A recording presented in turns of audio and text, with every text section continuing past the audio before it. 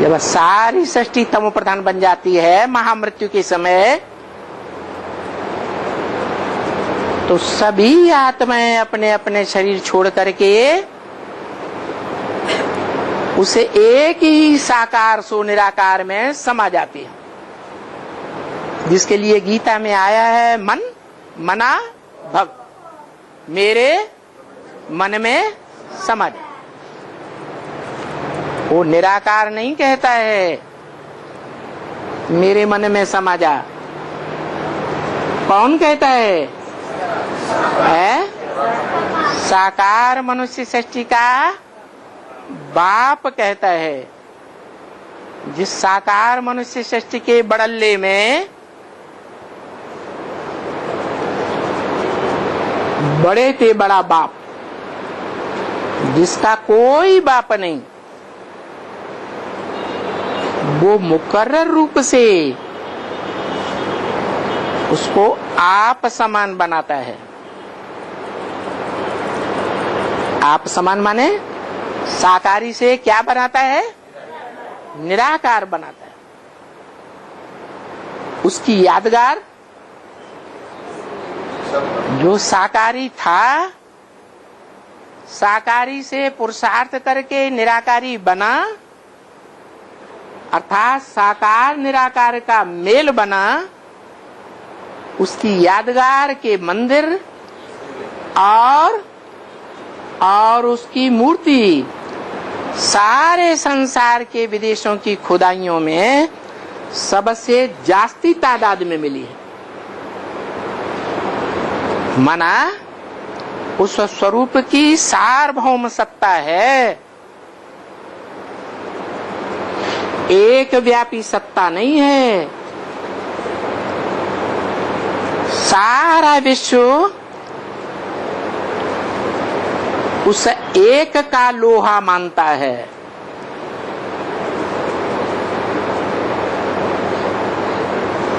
उस एक से मिलता है। इसलिए भगवान बाप ब्रह्मा मुख से कहते हैं फादर है तो फादर जरूर मिलना चाहिए। फादर सिर्फ कहे और फादर कभी मिले ही नहीं, वो फादर कैसे हो सकता है?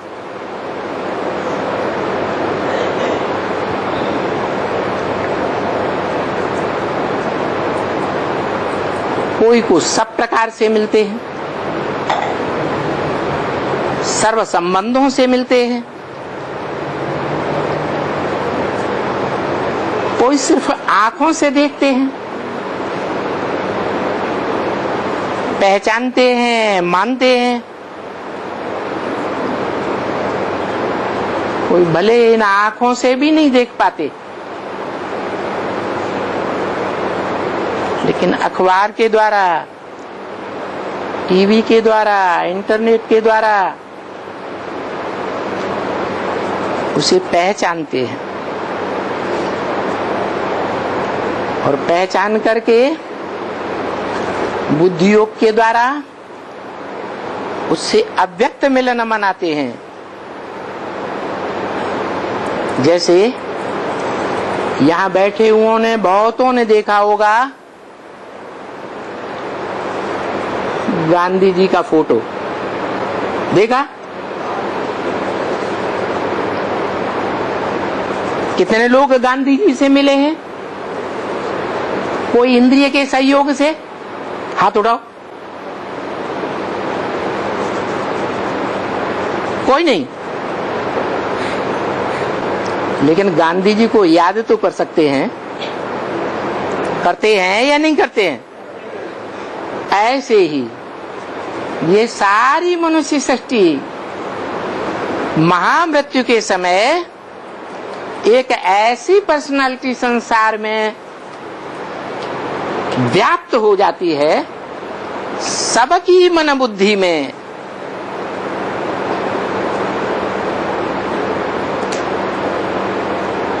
कि उसकी याद में हर एक मनुष्य मात्र अपने शरीर को छोड़ करके उसी की निराकारी स्टेज में टिक जाता है, आत्मिक रूप में टिक जाता है। किसी की याद में, किसकी याद में है? जो साकारी सो निराकारी आत्मा है।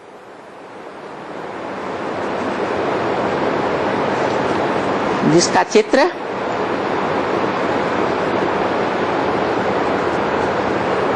आत्माओं के बाप ने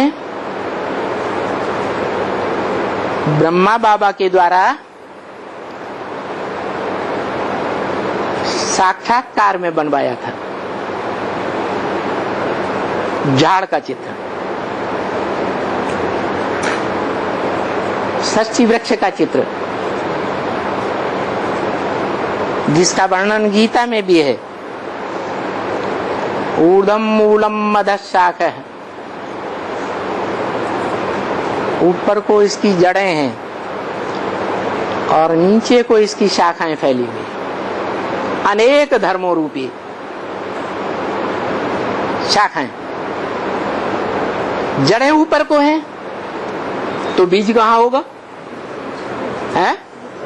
बीज भी ऊपर ही होगा। अनेक प्रकार की जड़ें हैं तो बीज भी अनेक प्रकार के होंगे या नहीं होंगे?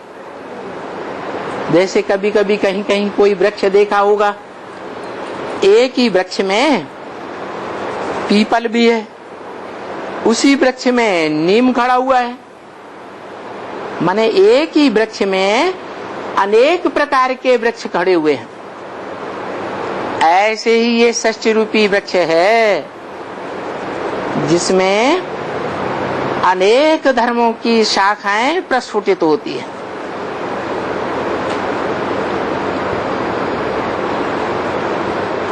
अनेक धर्मों वाला ये वृक्ष है।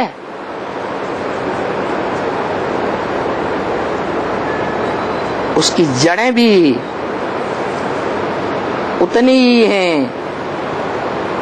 जितनी उसकी शाखाएं हैं। देखा होगा, वृक्ष का एक तरफ का तना या डाली काट दो,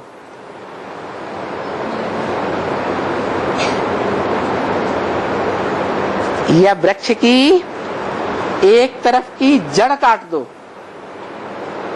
तो उसी ओर की वो डाली क्या होगा? सूख जाती है। इसी तरह से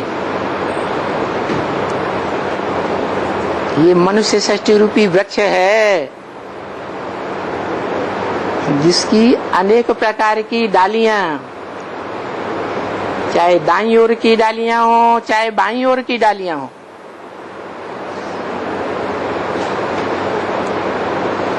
वो अपनी जड़ों से रस खींचती हैं।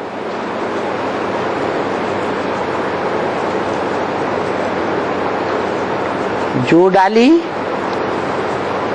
जिस जड़ से कनेक्टेड होगी उसी से अपना रस खींचती है।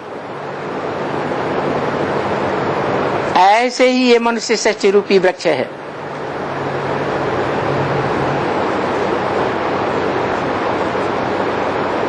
इसमें जो अनेक धर्म हैं,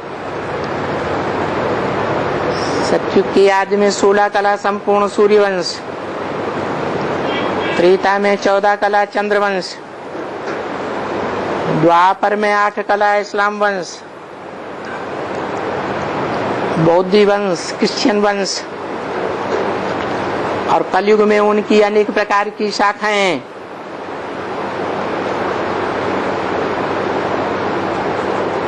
वो सभी धर्म मुख्यतः 10 धर्म,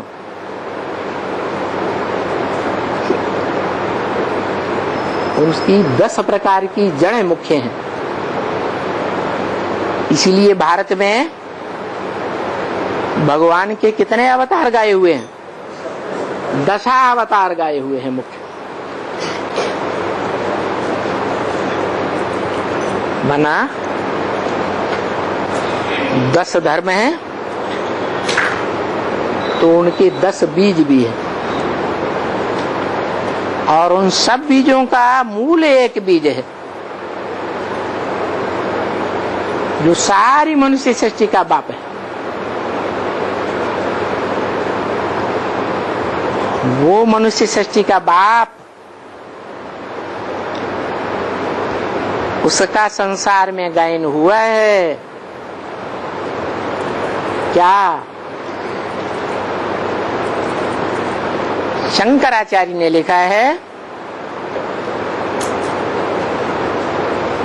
अगर कोई आत्मा है वाकई अस्तित्व में इस सृष्टि रूपी रंगमंच पर, तो वो एक ही आत्मा है, एको ब्रह्म द्वितीयो नास्ति। क्या बोला शंकराचार्य ने? क्या बोला? एक ही ब्रह्म है, दूसरा कोई नहीं है। इतना पावरफुल, और शास्त्रों में आया भी है, गुरुर् ब्रह्मा गुरुर्विष्णु गुरुर्देवो महेश्वर गुरु साक्षात परम ब्रह्म तस्मै श्री गुरुवे नमः। सबको नमः नहीं, जो परम ब्रह्म है एक है, एको ब्रह्म द्वितीयो नास्ति, उसी को नमन करता हूं। नाम क्या दिया? परम ब्रह्म। माने ब्रह्मा तो अनेकों के नाम हैं, लेकिन परम पार्टधारी ब्रह्मा, जिससे सारी सृष्टि का जन्म होता है, वो सिर्फ एक ही है। उसी के बुद्धि रूपी पेट से